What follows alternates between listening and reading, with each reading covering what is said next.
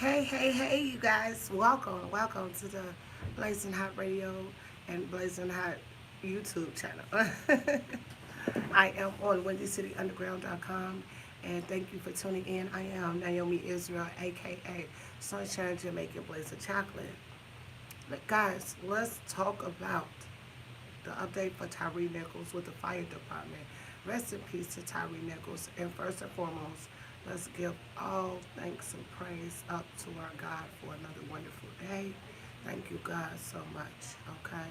Thank you, God. Thank you, God. Thank you, God. I cannot say thank you, God, enough. Okay? One thing we have to do is thank our God for every single day because so much is going on in the world and so much is happening. Once again, I would like to give you the update on the Tyre Nichols case. Three Memphis Fire Department employees have been fired as the investigation continues into the death of Tyre Nichols. MFD leaders said EMT Basic Robert Long, EMT Advanced Jermichael Sandridge, and Lieutenant Michelle Whitaker, the driver of Engine 55, have been terminated for violating numerous Memphis Fire Department policies and protocols. Okay? According to a news release from the fire department, Memphis Fire Department first received a call about a person pepper sprayed at E. Rains Road and Ross Road. They said Engine 55 was dispatched at 8:32 p.m. and arrived at that location at 8:36 p.m. The release said, after speaking with the officer there, the engine was directed to the second location at Ross Road and Castlegate. Memphis Fire Department said the EMTs, Longer Sandridge, arrived at the scene where Nicholas was cuffed on the ground about 8:41 p.m. and Lieutenant Whitaker remained with the fire truck. Now, Memphis Fire Department leader says, based on their investigation, the two EMTs responded based on the nature of the call, which a lot of EMTs do. They go to see which nature of call is more important than others, okay? So the person pepper sprayed was that nature of that call and information that they were told on the scene. The release said the two failed to do an adequate assessment of Nichols. And after the initial interaction, they then requested an ambulance. MFD said Emergency Unit 28 was dispatched at 8:46 p.m. and arrived at the scene at 8:55 p.m. and Nichols arrived at St. Francis ER at 9:08 p.m. Now, the release from Memphis Fire Department concluded with that their actions or inactions on the scene that night do not meet the expectations of the Memphis Fire Department and are not reflective of the outstanding service the men and women of the Memphis Fire Department provide daily in their community. This all comes as Memphis police confirmed Monday a 6th and 7th Memphis Police Department officer involved in the arrest, which led to the death of Tyre Nichols on January 7th, were relieved of duty. A release late Monday afternoon by MPD only named one of those officers, Officer Preston Hemphill. Memphis Police Department said Hemphill was relieved of duty at the beginning of their internal investigation January 8th, and it remains an ongoing investigation. Hemphill was hired in 2018. Protesters have been calling for Memphis Police Department and city officials to take additional action after the video of the 29-year-old beating by five now former Memphis police officers was released on Friday. Attorneys for the Nichols family released the following statement. The news today from Memphis officials that Officer Preston Hemphill was reportedly relieved of duty weeks ago, but not yet terminated or charged, is extremely disappointing. Why is his identity and the role he played in Tyre's death just now coming to light?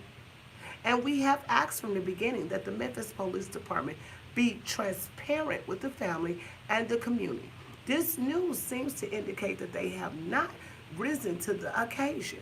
It certainly begs the question why the white officer involved in this brutal attack was shielded and protected from the public eye, and to date from sufficient discipline and accountability. The Memphis Police Department owes us all answers. Shelby County District Attorney General Steve Morrill said in a statement Monday that his office is still investigating additional charges and did not rule out charges being levied for other officers involved. This is an ongoing investigation, he says. And the current charges do not preclude us from adding additional charges as more information is presented. We are looking at all individuals involved in the events leading up to, during, and after the beating of Tyre Nichols. This includes the officer present at the initial encounter who has not so far been charged. All of a sudden, they have came up with this white officer, who was there at the initial encounter of the stopping of Tyre Nichols. Guys, my guys, so many holes. And I hope there's justice for Tyre Nichols.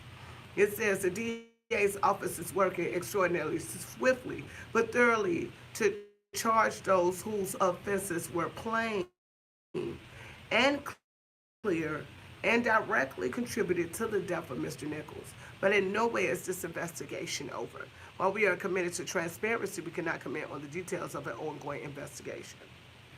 Now, Memphis Mayor Jim Strickland also weighed in and said he's taking the investigation very seriously. As mayor, I take violations of department policies very seriously, but I cannot comment further on employment matters during the pendency of administrative reviews. But Memphis police said 2 confrontations occurred between Nichols and officers. So 2 confrontations occurred between Nichols and the officers after he was arrested. Nichols complained of shortness of breath. He was taken to a hospital in critical condition where he died 3 days later. Relatives have accused the police of causing Nichols to have a heart attack and kidney failure. Authorities have only said that Nichols experienced a medical emergency. According to civil rights attorney Ben Crump, who was hired by Nichols' family, an independent autopsy found that Nichols had suffered from extensive bleeding caused by a severe beating. Nichols' family said police beat him to the point of being unrecognizable. 5 Memphis police officers were fired and later indicted on numerous charges, including second-degree murder in the death of Nichols. So not only do they have 5 black men, 5 black officers, they came up with the first officer, which was a white officer.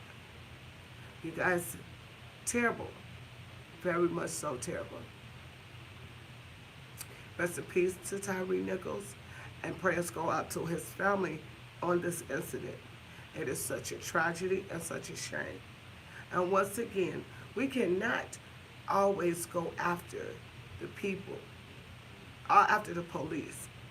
Sometimes you have to see and dig deep into the story and see what's going on. But as we can see, all of this is a mess, and they need to be justice for Tyre Nichols as well as his family. Once again, you guys, this is Naomi Israel, and I am reporting to you live from Illinois Media School. And I thank you guys for listening and tuning in. And please tune in for more updates and also as well as more news. Okay? Thank you, and have a blessed day. Happy Tuesday. Don't forget to follow and subscribe, you guys.